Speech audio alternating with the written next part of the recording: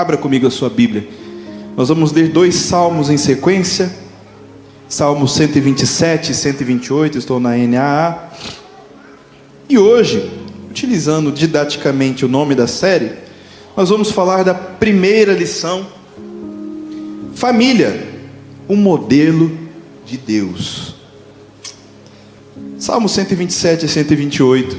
Vamos ler primeiro o 127, que nos diz assim. Acompanhe comigo, creio que estará na tela também. Se o Senhor não edificar a casa, em vão trabalham os que a edificam. Se o Senhor não guardar a cidade, em vão vigia a sentinela. Será inútil levantar de madrugada, dormir tarde, comer o pão que conseguiram com tanto esforço. Aos seus amados ele dá enquanto dorme. Herança do Senhor são os filhos, o fruto do ventre seu galardão. Como flechas na mão do guerreiro, assim são os filhos da sua mocidade. Feliz o homem que enche deles a sua aljava, não será envergonhado quando enfrentar os seus inimigos no tribunal. 128. Bem-aventurado aquele que teme ao Senhor e anda nos seus caminhos. Você comerá do fruto do seu trabalho, será feliz e tudo irá bem com você.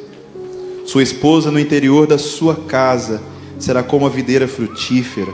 Seus filhos serão como rebentos da oliveira ao redor da sua mesa. Eis como será abençoado o homem que teme o Senhor.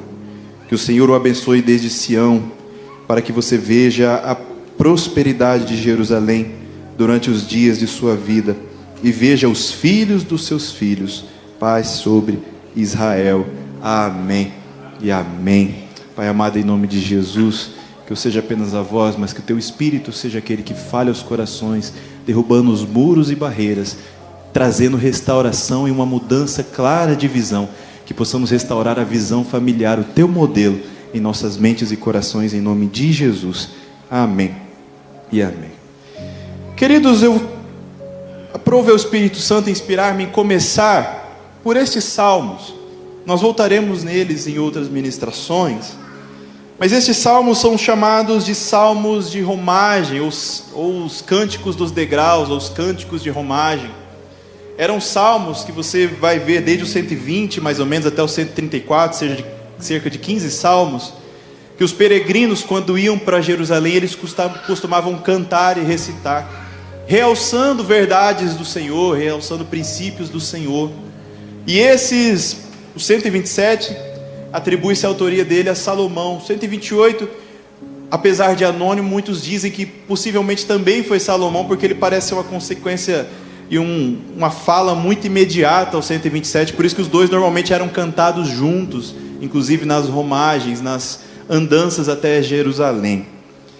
E aqui nós entendemos um princípio, porque quando ele começa a dizer, pode parecer que está desconectado no 127, quando ele diz que se o Senhor não edificar a casa, em vão trabalhos que edificam, mas ele está falando de uma casa, não apenas uma obra construída, ele está falando de um corpo, dos relacionamentos, da estrutura familiar que ali está. O que ele está dizendo é: Deus, o nosso Deus, ele tem na família um meio de cumprir o seu propósito e trazer felicidade ao homem e à mulher que ele criou. Há uma visão familiar muito deturpada nos nossos dias, e eu não preciso ir muito além das estatísticas. Nós hoje temos no Brasil uma média superior a 50% dos casamentos realizados em registro cartorário que cessam, a maior parte dele antes de 3 anos. Hoje você já cunha termos como até minha mãe me mandou uma matéria não muito tempo atrás sobre o divórcio grisalho. Pessoas que estão agora se divorciando já depois de 20, 30 anos de casado, 40 anos de casado. Você observa as falas das pessoas, e quando alguém fala assim, eu vou ser pai, a reação das pessoas normalmente é um vixe.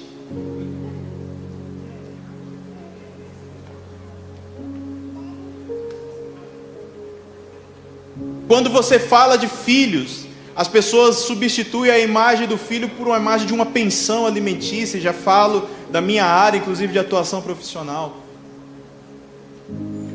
Mas agora você está dentro de um salmo que Salomão escreve, e que ele fala que, remetendo à origem e modelo bíblico desta unidade, a célula máter, a princípio, antes que existisse Estado, nação, país ou qualquer outra organização social, Deus formou família. E Deus formou família como uma dádiva, como uma bênção, como fonte de alegria. Os filhos seriam como uma recompensa, como algo que Deus dá como presente, um galardão. A esposa, inclusive nos provérbios vai dizer, quem acha uma boa esposa, acha tesouro, acha algo mais precioso que ouro. Um esposo e um pai provedor. Tudo isso para dizer, Deus criou a família para que eu e você fôssemos felizes e cumpríssemos o propósito do reino de Deus nessa terra. Família não foi feito e criado para ser essa ojeriza que o mundo colocou que ela é. Família foi um modelo criado por Deus ao princípio para trazer alegria e mostrar verdades espirituais através do primeiro núcleo. Família não surge apenas quando Deus cria o homem. Deus já se tratava, e o pastor Ricardo leu aqui no começo falando da família de Deus. Deus já se tratava, Pai, Filho e Espírito Santo, como família. Ele traz para a terra, para a existência, aquilo que na eternidade Ele criou, Ele modelou, Ele formatou. Quem estabeleceu e criou família foi o próprio Deus. Se não, vejamos. Se você for lá em Gênesis 2:18, está escrito assim, a partir do verso 18, Gênesis 2: o Senhor Deus disse ainda: não é bom que o homem esteja só, farei para ele uma auxiliadora que seja semelhante a ele. Note bem o que vem após. Havendo, pois, o Senhor Deus formado da terra todos os animais do campo, todas as aves dos céus, trouxe-as a Adão, para ver que nome lhes daria. E o nome que eles desse a todos os seres vivos, esse seria o nome deles. O homem deu o nome a todos os animais domésticos, às aves dos céus e a todos os animais selvagens, mas para o homem não se achava uma auxiliadora ou alguém semelhante a ele. Pausa comigo aqui que eu vou continuar depois. O que a Bíblia está dizendo? Deus cria o homem. Depois de fazer céus e terra, e você vê todas as sequências do Gênesis, separar luz e trevas, terra e água, fazer os animais, todas as espécies de plantas, vegetais, astros celestiais e todo o cosmos, Deus cria o homem. No homem, a expressão hebraica Ben Adam, a humanidade. Deus cria a humanidade através do homem, que Ele cria a sua imagem conforme a sua semelhança, segundo a palavra de Deus. Não apenas uma imagem física. Deus é espírito. Então não está falando de uma atribuição especificamente de Deus ser igualzinho ao pastor Paulo ou a mim, mas está falando que Deus alçou ao homem parte dos seus próprios atributos. A capacidade de amar quem nos deu foi o próprio Deus. A Bíblia vai dizer que Deus é amor. A capacidade de uma mãe amar o filho, de um pai amar o filho, da esposa e do esposo terem um amor de aliança, quem deu foi o próprio Deus. Mais do que isso, Ele cria conforme a sua imagem e semelhança. Mas Ele olha e faz o homem, olha, vai nomear as coisas, vai trabalhar, literalmente Ele está dizendo, vai trabalhar, vai se ocupar. Vai dar nome para tudo, vai falar o que é, que vai chamar o quê, etc. Mas o homem, ele trabalha, nomeia, e chega no final e a conclusão é, mas tudo não fazia sentido. Por quê? Ele não achou para si uma auxiliadora, uma semelhante. O que a Bíblia está dizendo aqui é que o homem, ainda que ele ganhe tudo, o que o faz de fato realizado não são as coisas ou as atividades que ele faz, é a natureza dos relacionamentos que ele tem, e o mais fundamental deles, família. Tem uma geração que continua como Adão até hoje. tentando ganhar o mundo de toda forma possível. Trabalhando, correndo, indo atrás de tudo que é possível, tendo carro, casa, fazendo o que pode. Chega no final do dia e chega como Salomão. Veja que Salomão, a gente precisa entender a Bíblia, né? A Bíblia tem prescrições e ela tem exemplos.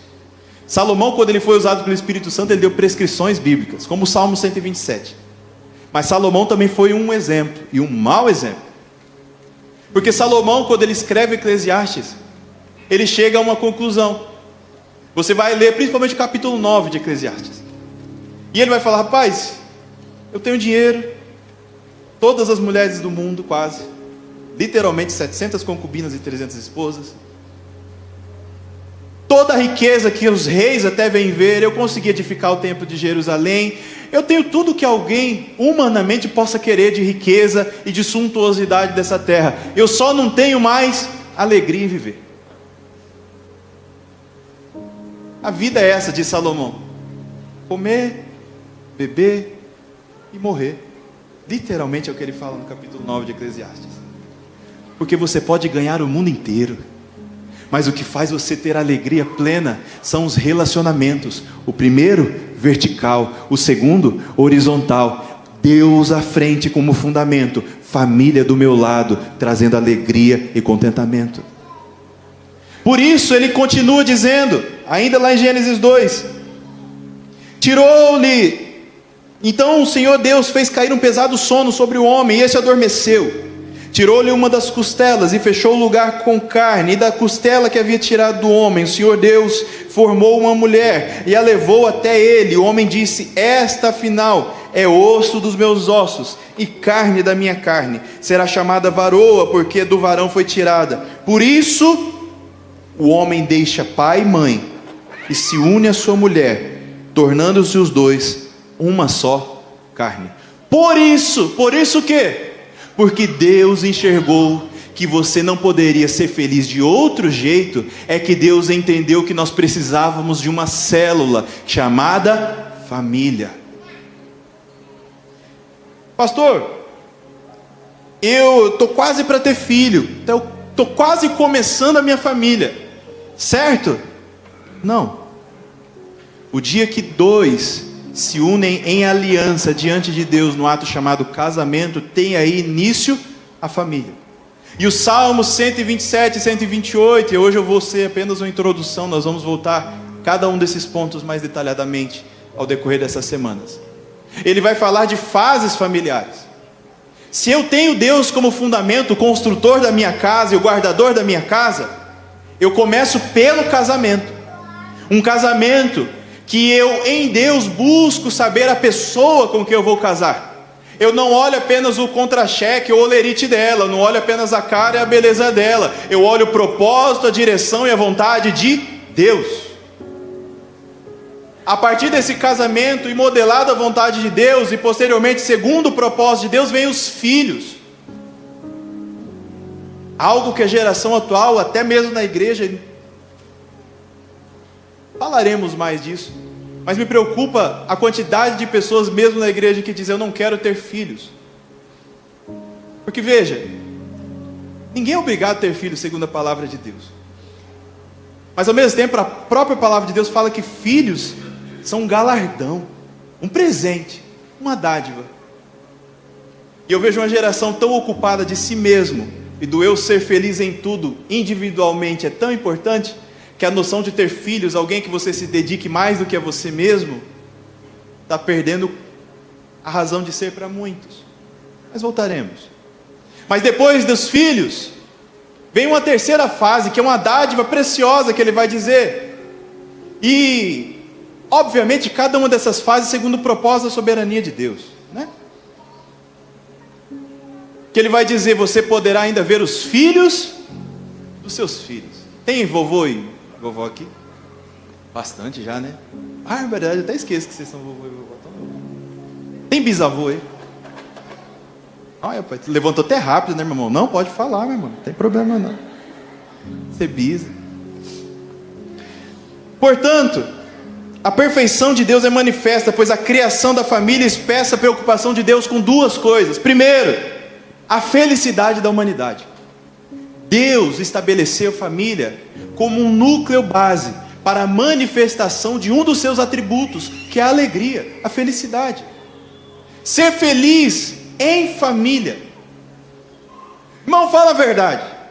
Nós, seres sociáveis que somos, eu estou falando diante de casais, de família. Pega a mesma comida, não sei qual que é a comida que você mais gosta.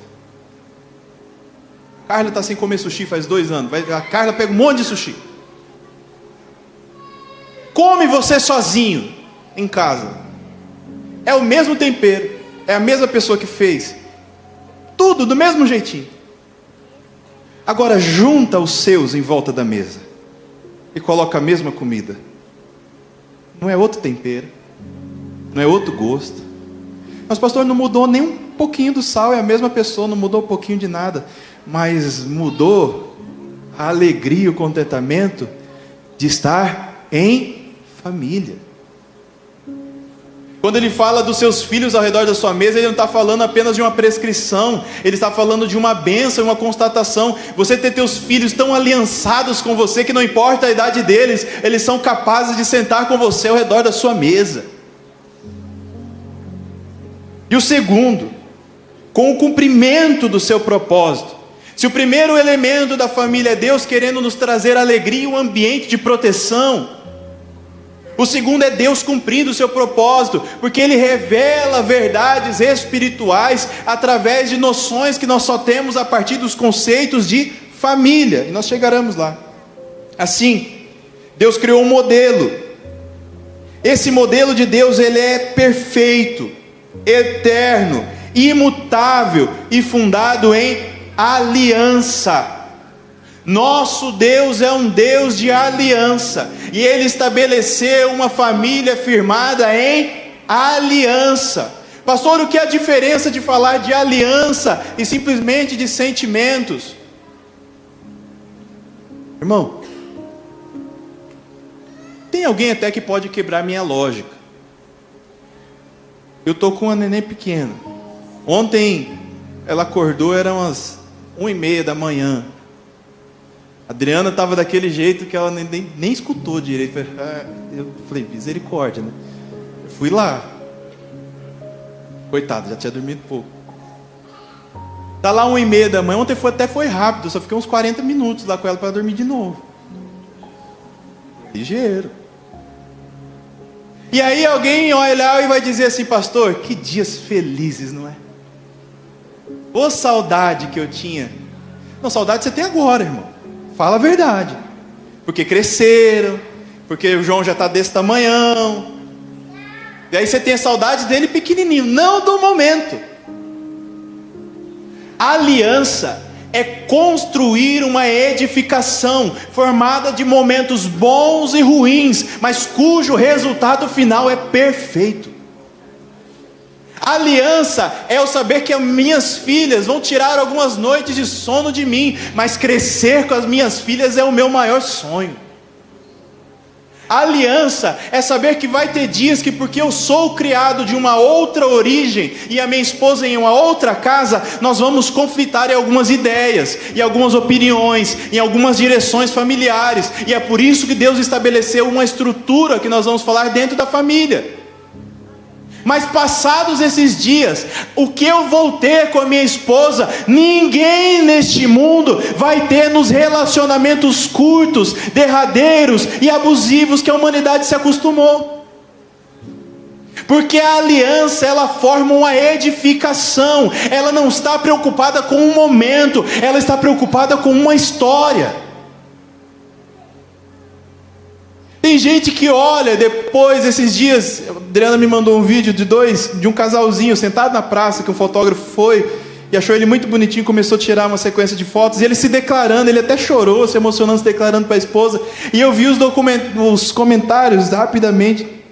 Normalmente nem olho o comentário, o povo anda tão bravo, tão mal, que não faz bem, né? Mas fui olhar e as pessoas dizendo, que sorte, nossa, eu queria ter essa sorte.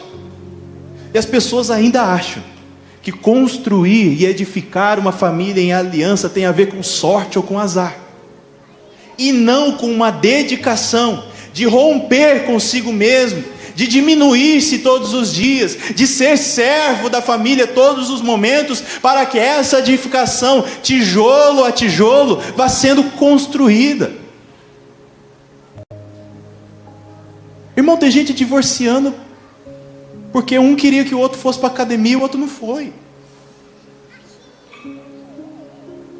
Uma vez eu tive que tratar, isso era só parte, por óbvio, não era essência, mas falando assim, pastor, eu não aguento mais. Quando eu casei, era lisinha, que agora está aqui, ó. De vez em quando eu chego lá e está apoiando a latinha da Coca-Cola na barriga, assim, vendo TV, sem camisa.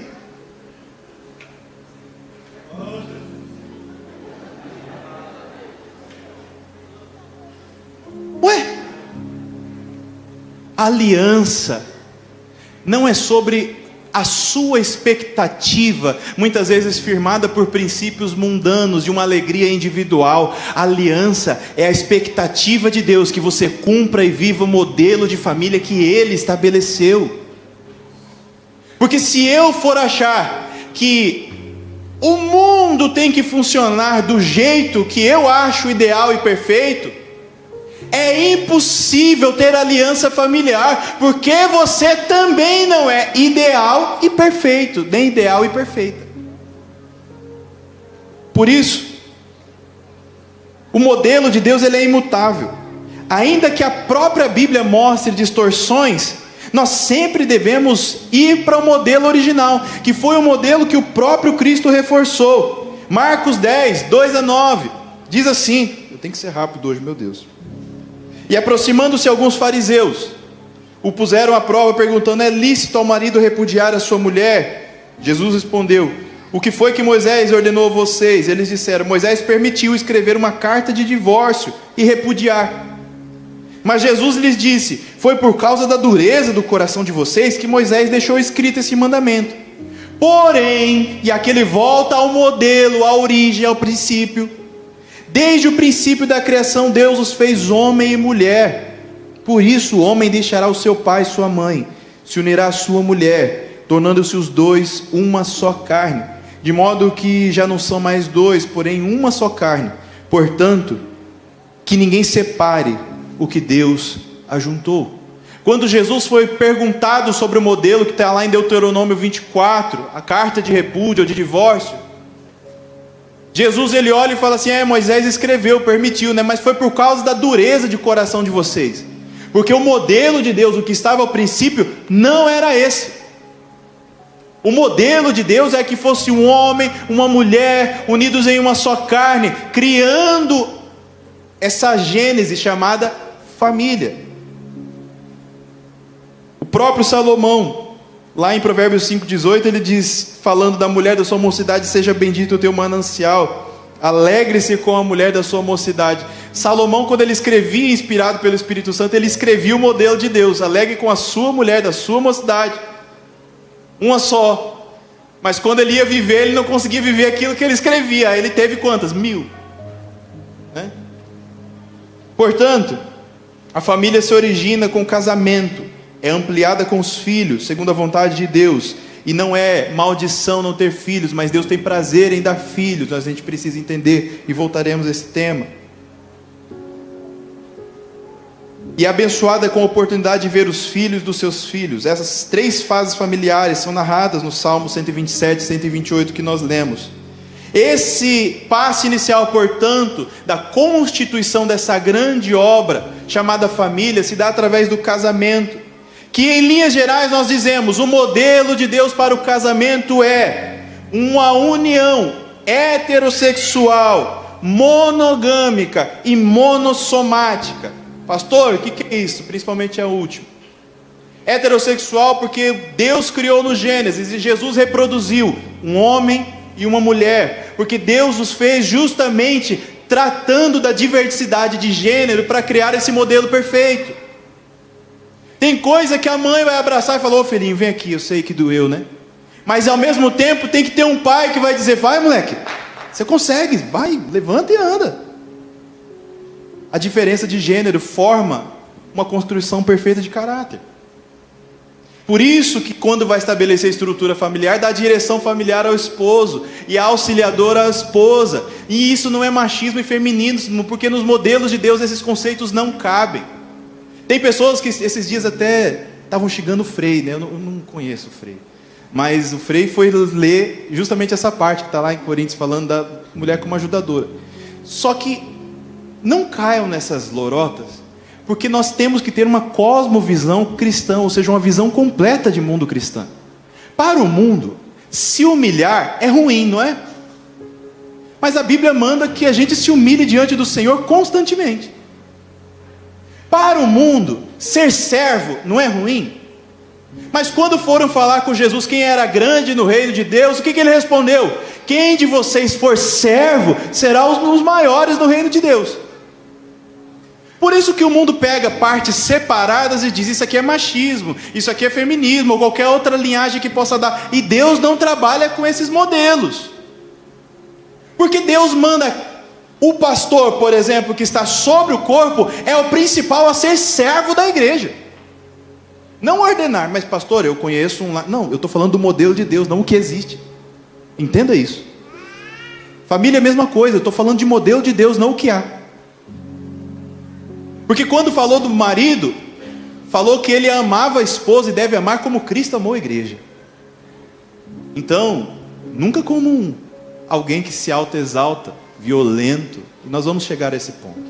Por isso, agora, é uma família heterossexual, o casamento heterossexual. Em segundo lugar, monogâmico.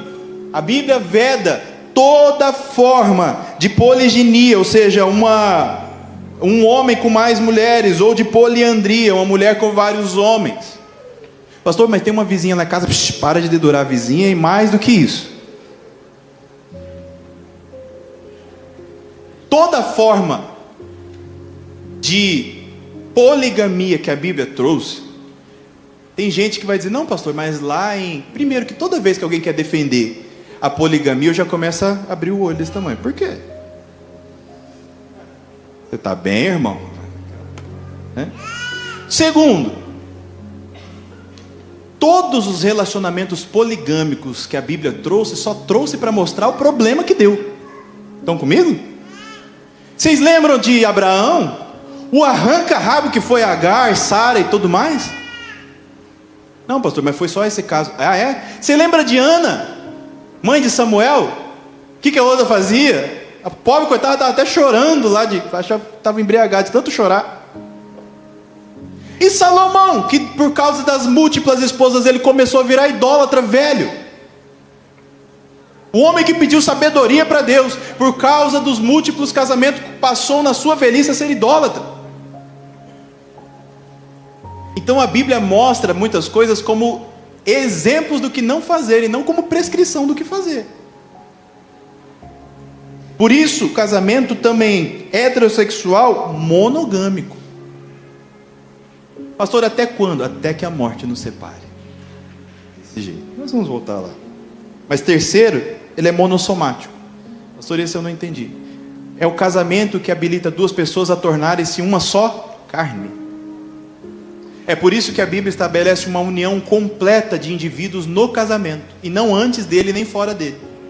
Uma união que é sexual, uma união de pensamentos, uma união de ideias, uma união de propósitos, monossomático. Agora não são mais dois, são ambos uma só carne. Não tem essa, o que você vai fazer, o que eu vou fazer. O que você vai comer, o que eu vou comer. Obviamente você pode diferenciar, mas de comum acordo.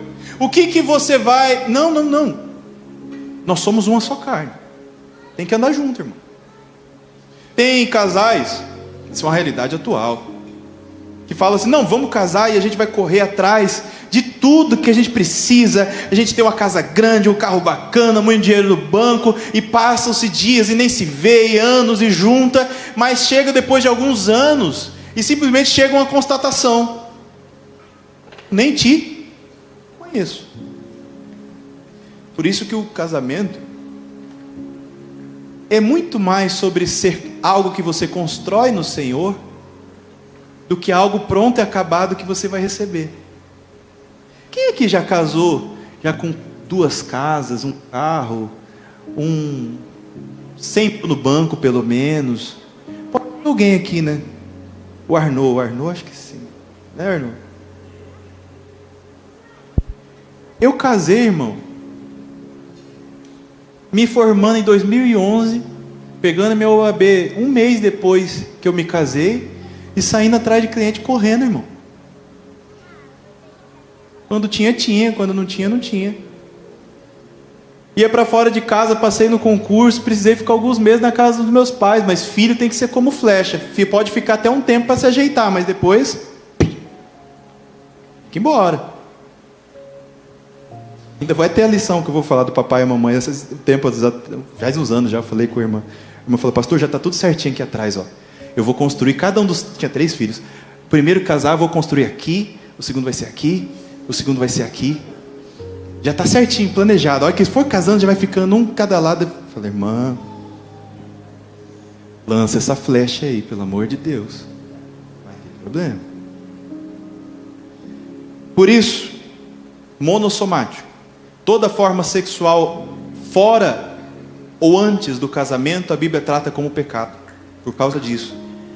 O sexo não é dado por Deus à família como uma forma de resolver problemas emocionais, mas como cumprimento de um casamento monossomático, uma só carne. Por isso que você tem um mundo tão deteriorado nessa área. As pessoas têm as suas fragilidades emocionais e acham que no sexo, com vários e múltiplos parceiros, eles vão resolver tudo. Aí começa a aparecer esses conceitos de uniões emocionalmente nocivas, ou qualquer outro nome que dê, para dizer algo justamente porque fugiu do modelo do Senhor. O sexo é o cumprimento e uma bênção na vida do casal. Uma união monossomática. Sigamos. Dentro do casamento, em 10 minutos, Jesus. Também há uma estrutura criada por Deus. Um esposo que exerce a direção familiar em caráter provedor. Uma esposa auxiliadora, não de menor valor, mas de diversa função. Não se trata de tamanho, mas de funções. Que exerce a coesão familiar. Pais que educam e exercem autoridade sadia sobre os filhos, sem irritá-lo por má postura, e filhos que honram os pais. Esse é o modelo interno estruturado do Senhor. Pastor, mas onde diz isso? Vamos comigo, bem rápido. Colossenses 3, 18, 21. Esposas, que cada uma de vocês se sujeite ao seu próprio marido, como convém no Senhor. Maridos, que cada um de vocês ame a sua esposa e não a trate com amargura. Filhos, em tudo obedeçam aos seus pais, pois fazer isso é agradável diante do Senhor. Pais, não irritem os seus filhos, para que não fiquem desanimados. O que é o irritar? Não ser exemplo de pai, não exercer autoridade de pai e mãe, não dar a voz de Deus dentro de casa. Efésios 5, 22 e 28. Esposas, que cada uma de vocês se sujeite ao seu próprio marido como ao Senhor, porque o marido é o cabeça da esposa, como também Cristo é o cabeça da igreja, sendo Ele próprio o Salvador do corpo. Como, porém, a igreja está sujeita a Cristo, assim também a esposa se sujeite em tudo ao seu marido. Maridos, que cada um de vocês ame a sua esposa, como também Cristo amou a igreja e se entregou por ela, para que a santificasse, tendo purificado por meio da lavagem de águas pela palavra, para apresentar a si mesmo como uma igreja gloriosa, sem mancha, nem ruga, nem coisa semelhante, porém santa, sem defeito. Assim também o marido deve amar a sua esposa como ama o próprio corpo. Olha que expressão poderosa. Quem ama a sua esposa, ama a si mesmo. Nós voltaremos a esse tema mais à frente. Efésios 6, 1 a 4. Filhos, obedeçam aos seus pais no Senhor, pois isso é justo. Honre seu pai e sua mãe, que é o primeiro mandamento com promessa, para que tudo corra bem com você e você tenha uma longa vida sobre a terra. E vocês, pais, não provoquem aos seus filhos a ira, mas tratem de criá-los na disciplina e na admoestação do Senhor. 1 Pedro 3,7. Maridos, vocês igualmente vivam a vida comum do lar, com discernimento, dando honra à esposa, por ser a parte mais frágil, e por ser coerdeira da mesma graça da vida. Agindo assim, as orações de vocês não serão interrompidas. Quantos e quantos textos, mas nós vamos falar de mandamentos familiares mais à frente. Por isso, queridos, Deus, ele estabelece não apenas a família como uma estrutura e um modelo externo que ele criou, base da sociedade, mas ele estabelece também um modelo e uma estrutura internos, para que a gente não visse o que está acontecendo hoje, e que as pessoas tentam atribuir a tudo, menos a terem fugido do modelo de Deus. É humanamente possível que duas pessoas nunca discordem sobre alguma coisa? Não, né? Não é possível.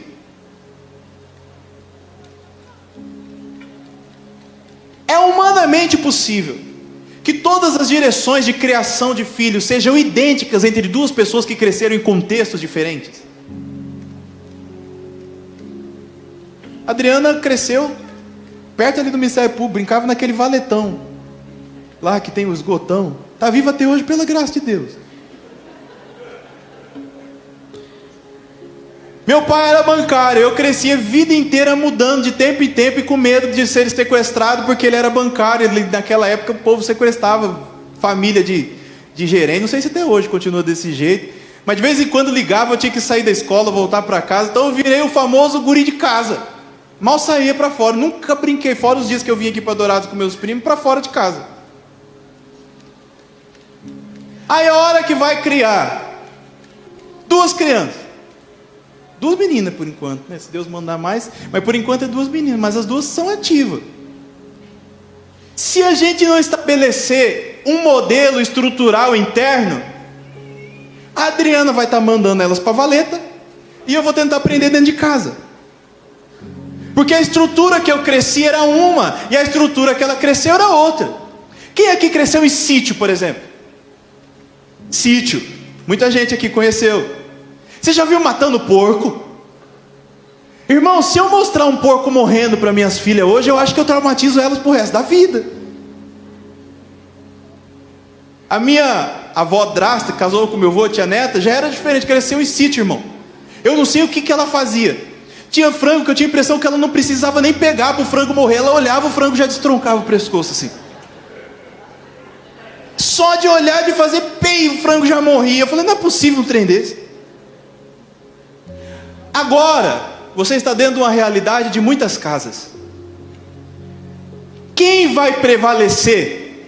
A força, o grito, a briga, a violência, ou o modelo e a estrutura de Deus para a edificação do meu lar? Não é à toa que Deus estabeleceu esta estrutura interna, você entende? Se decisões têm que ser tomadas, como elas são tomadas?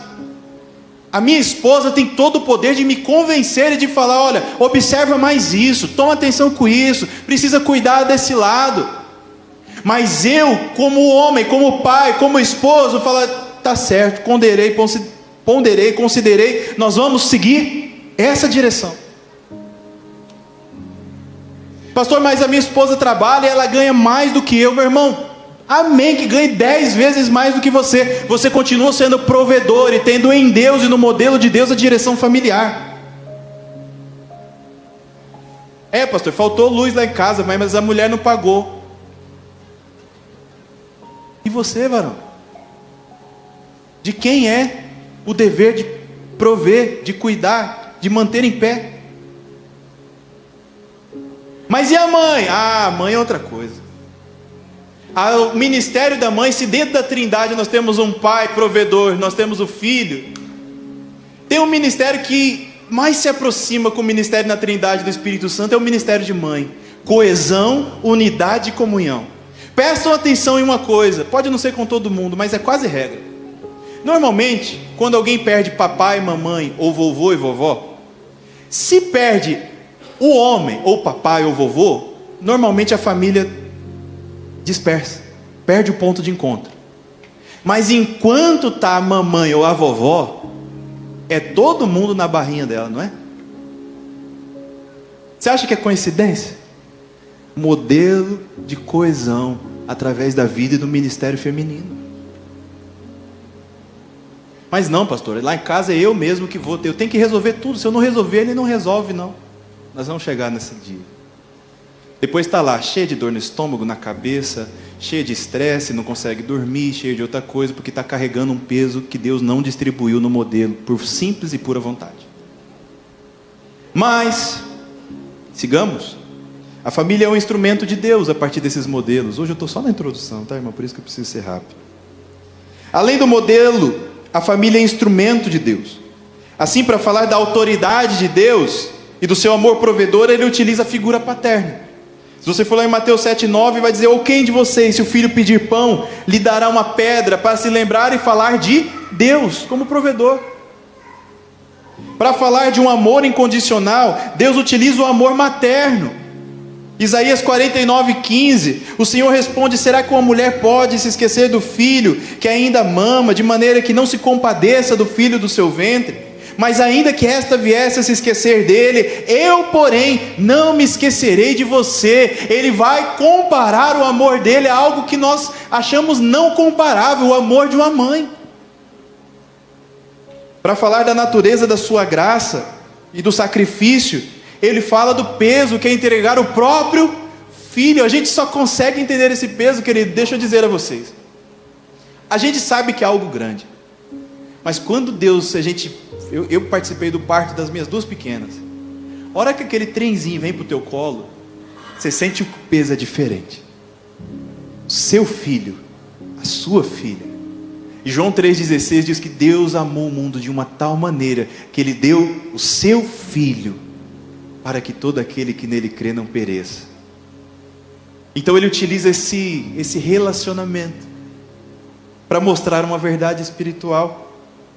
Para falar da relação da igreja com Cristo, se você for lá em Apocalipse 19, fala das bodas do Cordeiro. Ele está falando de o quê? Casamento. Então veja, Deus utiliza toda a estrutura familiar, pai, mãe, filho e casamento, a união que cerca tudo isso, para dizer verdades espirituais. Eu não consigo entender o reino de Deus se não for a partir de verdades e realidades familiares. Por isso hoje, nessa introdução, o que eu preciso que o Espírito Santo fale ao teu coração é que a gente vai entrar numa jornada para restaurar a nossa visão familiar, restaurar a forma como a gente entende e crê famílias. Porque, querido, pode parecer para alguém e falar assim: não, pastor, mas o senhor está falando numa igreja, aqui todo mundo concorda com o senhor vai dizer. Sim, concordar, meu irmão, até o inimigo concorda com a palavra, ele conhece. Viver essa palavra, eis o segredo. E restaurar a visão familiar é justamente colocar-se ao passo de viver. A família não serve apenas para te fazer feliz, ela é um instrumento de Deus para a propagação do reino de Deus nessa terra. Deus, Ele quer que você seja feliz através da família, mas Ele quer que a sua família vá além e mostre o que é o reino de Deus. O inimigo não ataca apenas a constituição familiar. O maior perigo é o ataque à visão familiar, como a desestrutura se tornando regra, inclusive no meio cristão. Queridos, por que até hoje a gente eu já fui chamado de inadequado por isso? É um jeito bonito e elegante.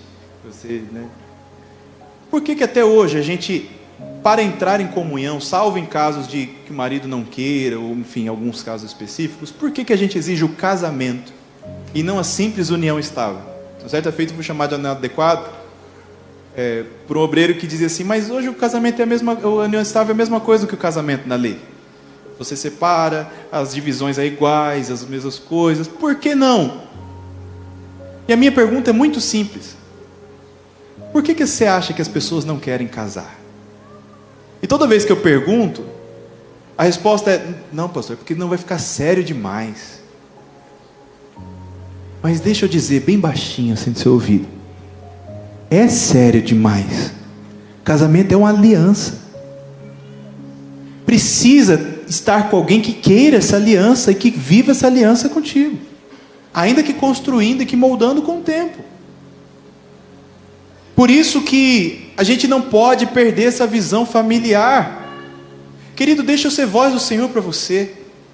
O seu filho pode não ser perfeito, ele pode estar longe do caminho do Senhor, ele pode estar trazendo dias de desgosto para você, mas é o seu filho, e se você tiver a visão familiar, Deus ainda pode operar um grande milagre, através da vida dos seus filhos e das suas filhas, dos seus netos e netas, na sua casa, em nome de Jesus. Não desista, não entregue os pontos. O principal choque que o inimigo pode fazer nos nossos lares e nas nossas famílias não é apenas abalar as estruturas dele. Ele sabe que ele tem um Deus, que nós servimos a um Deus que recupera estruturas. Mas o principal é quando ele tira a visão, a esperança. A gente olha para dentro de casa e fala assim: eu prefiro estar no mundo, fora, no trabalho, do que estar dentro de casa. E eu aceitar isso. Não aceite em nome de Jesus. Eu prefiro estar com meus amigos do que com a minha família. Não aceite em nome de Jesus. Eu prefiro fazer 1000 outras coisas do que estar na minha casa. Não permita que em nome de Jesus o Espírito comece restaurando a visão familiar em cada um de nós. Não existe aliança com Deus sem prévia aliança familiar. Eu quero terminar com isso hoje. Uma palavra muito dura, Malaquias 2, 13 a 16. Vamos terminar com aqui hoje. Malaquias diz assim, a outra coisa que vocês fazem: cobrem de lágrimas o altar do Senhor, com choro e gemidos, porque Ele já não olha para a oferta, nem a aceita com prazer. E vocês perguntam, por quê? Porque o Senhor foi testemunha da aliança entre você e a mulher da sua mocidade, a quem você foi infiel, sendo ela sua companheira e a mulher da sua aliança. Não fez o Senhor somente um, mesmo que lhe sobrasse o espírito? E por que somente um? Porque buscavam uma descendência piedosa. Portanto, tenham cuidado para que ninguém seja infiel para com a mulher da sua mocidade, porque o Senhor, Deus de Israel, diz que odeia o divórcio, e também aquele que cobre de violência as suas roupas, diz o Senhor dos exércitos. Portanto, tenham cuidado, não sejam infiéis. Já chegou o tempo, querido, e aqui dentro da IBBN não, de você dizer assim: não, eu sou um excelente crente, eu só não sou um bom pai nem um bom esposo. Não existe isso. A Bíblia vai dizer que aquele que não cuida da sua família, 1 Timóteo 5,8, se alguém não tem cuidado dos seus, especialmente da própria casa, negou a fé, é pior que o descrente. Não adianta botar a Bíblia debaixo do braço, bater ponto na igreja e não deixar o Espírito Santo mudar e restabelecer a visão familiar. Você é, na mesma medida que você tem estrutura para com a sua família, é a medida que você tem estrutura para com Deus. Não, pastor, eu estou cheio de Deus, só não gosto da minha família. Não existe isso. O próprio Deus não aceita isso. Ele chama de infidelidade. Portanto, hoje, o que eu quero começar com essa introdução, e nós vamos passar por cada um desses pontos: casamento, pais, filhos, é que você comece a trabalhar no seu coração algo. Tenha a visão familiar restabelecida segundo o modelo de Deus. Deus não criou um modelo para você não fazer o que você quer, mas para você ser feliz segundo o modelo dele. Às vezes você deixou o tempo passar e nem tudo você consegue voltar no passado e restabelecer, mas restaura a tua visão para daqui para frente as coisas seguirem de acordo com o modelo do Senhor. Começa a derrubar as barreiras para que você possa entender que a palavra de Deus vai para o meu e vai para o seu coração, não vai somente para aquele vizinho ou para aquela pessoa que você está pensando. Derruba as barreiras para ela falar com o teu coração. Querido, não tem nada que mostra mais o amor que nós temos por Deus do que o amor que nós mostramos dentro da nossa casa, com a nossa família. Eu não estou falando de casamentos perfeitos, de filhos perfeitos, maridos perfeitos ou esposas perfeitas. Eu estou falando de aliança e de estar em Deus o tempo todo, nos dias bons e ruins, nos dias de lágrimas e nos dias de sorriso, nos dias em que a gente tem dor, nos dias que temos necessidade e nos dias da bonança e da saúde, estarmos em uma aliança familiar até quando Deus permitir. Pastor, quando ela encerra? O casamento na morte. até que a morte nos separe. Mas a noção de família em Cristo é eterna. Porque aquele que um dia perguntaram para Jesus uma vez: e aqui, o que vai acontecer com aquele quem casou depois, quem casou antes? Jesus disse: não, lá no céu isso já perde a relevância. Vai ser uma grande família, que vai chamar-se um nome: a noiva, a esposa do Cordeiro. Então a gente chega até lá. Mas tem relações que vão muito além disso. Você sabia que, por exemplo, o princípio de honrar pai e mãe, olha que poderoso, eu estava estudando sobre isso essa semana, nós vamos voltar a falar sobre isso. O casamento é até que a morte nos separe, mas eu honro meu pai e minha mãe até depois da morte deles. Não é? O que você vive hoje não é parte da estrutura que seus pais em honra distribuíram sobre você. Quem aqui não está nessa casa hoje vai se lembrar: eu sou fruto do amor do meu pai e da minha mãe, testificar. Mas é mais além, mais profundo que isso. Alguém pode dizer: pastor, meu pai e minha mãe não me deixaram boas marcas. Mas você entende o princípio da bênção familiar e você não desonra mesmo sabendo disso. Que coisa, né? Fique em pé em nome de Jesus.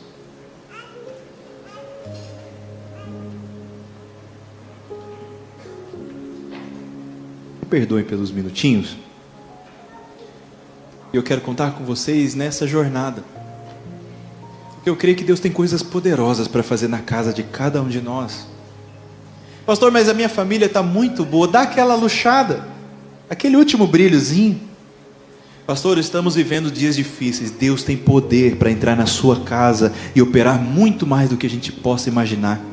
A Bíblia vai dizer de um Deus que traz à existência aquilo que não existe. Quem sabe eu posso estar falando para casamentos que na aparência existem, mas dentro de casa já não existe mais. Deus é poderoso para restabelecer esta aliança. Quem sabe eu estou falando de relação de pais e filhos que hoje você fala: não existe.